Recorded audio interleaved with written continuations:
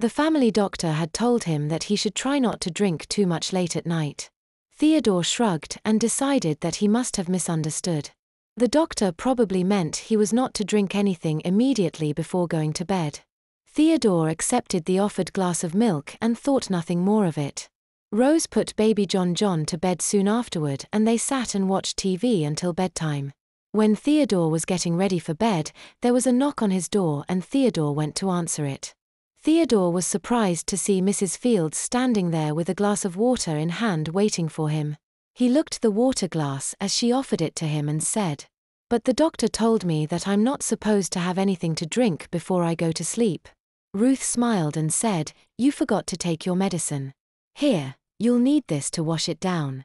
Your psychiatrist told me not to worry about restricting fluids. Don't worry, everything's taken care of." She nudged a plastic bag sitting on the floor outside the door with her foot. He took the glass from her hand as she held out her other hand with a capsule. He swallowed the capsule and washed it down with a large gulp. He thanked her and moved to close the door, but was stopped by her hand on the door. "Theodore," she said, "I've come to help you get ready for bed." "But I am ready for bed. See, I've got my pajamas on and everything," he exclaimed. She took the glass from his hand and picked up the bag from the floor and said, "We're going to try something else for a while. Your psychiatrist gave me instructions for what to do about your bedwetting." Rose walked over to the bed and pulled down the covers, saying, "Here, give me a hand with this." She took a disposable bed pad out of the bag and laid it across the bed, tucking it in under the mattress. Rose told him, "Now get the other side and tuck it in for me on the other side." "That's right. Let's put another one on for tonight. We'll see how wet it is in the morning. If you only need one, tomorrow night we'll just use one, but for tonight we'll try two." She draped the second pad over the first, overlapping it so that the half of the bed was covered by the absorbent pads. They tucked the ends in and she told him, "Now drop your pajamas and lay down on the bed." "What?" he stammered. "I said, drop your pajama bottoms and lay down on the bed. Take them off," she told him firmly. "But what have I done? I thought you weren't mad at me.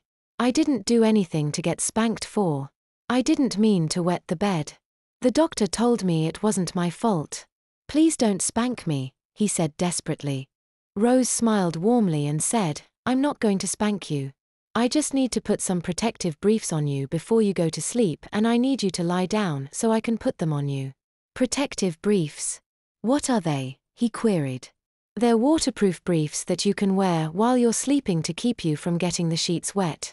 You don't want to sleep in wet sheets, do you?" she told him comfortingly. "No, I guess not," he said dubiously. He let his pajama bottoms fall to the floor and looked embarrassed when he slid his underwear down to his feet. Rose put a businesslike expression on her face to save him from further embarrassment and said, "Good, now lay down on your back on the bed. That's right. Now roll on your left side while I get the brief ready." Theodore heard the sound of plastic crinkling behind him as she unfolded the disposable brief on the bed behind him. He asked her from where he lay, "But why can't I just sit on the edge of the bed and put them on like other underwear? These are a different kind. Now roll back on your back. There you go.